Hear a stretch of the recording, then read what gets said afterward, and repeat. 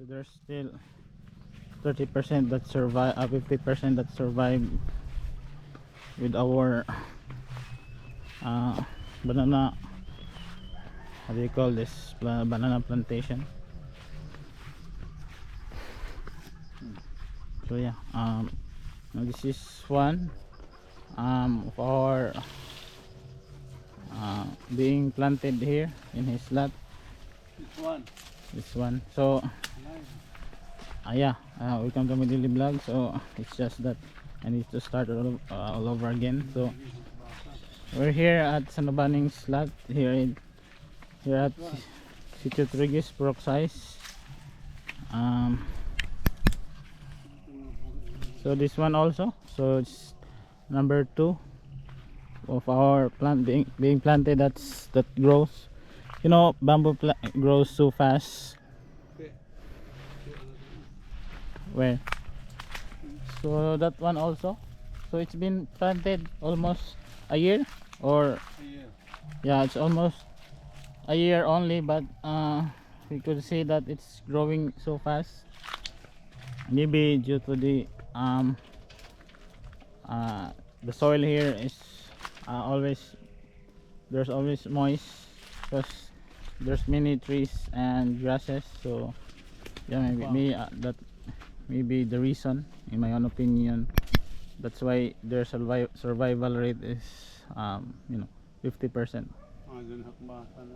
So even though there are times that the bamboo can grow, because there are some trees, tall trees, that prevent them from growing. So also some pastures of cows, so something like that.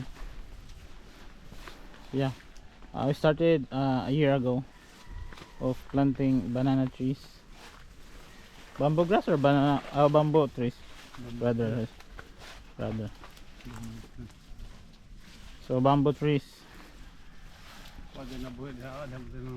May usa? Daga. May usa? Ano? Ito Diba? So that one also, Ano na? kana wag mo na kadto. So this is little fish pen that we had.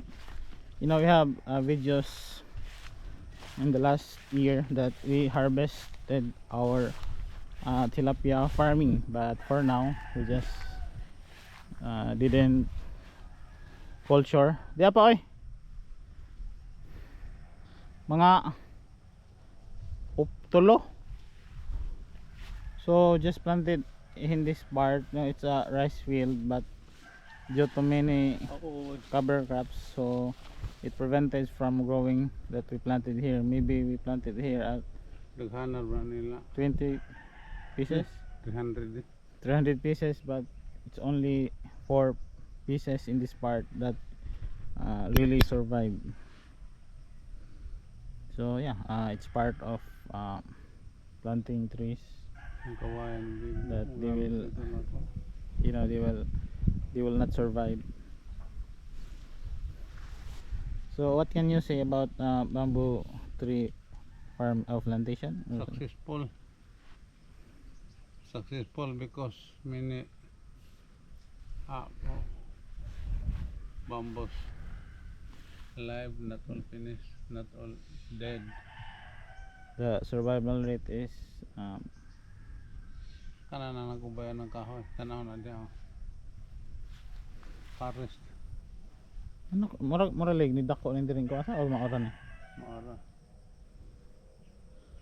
So yeah, we just Apit ng tengah hektarya.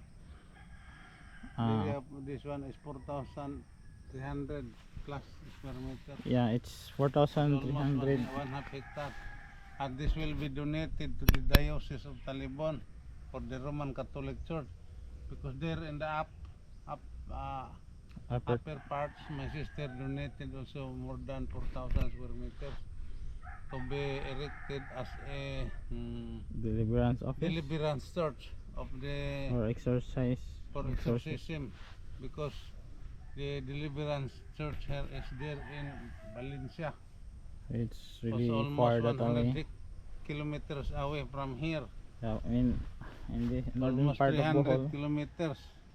northern part of Bohol, it's really that far. But That's why we are donating this one, because many times we go there, we spend much time there. So just if the deliverance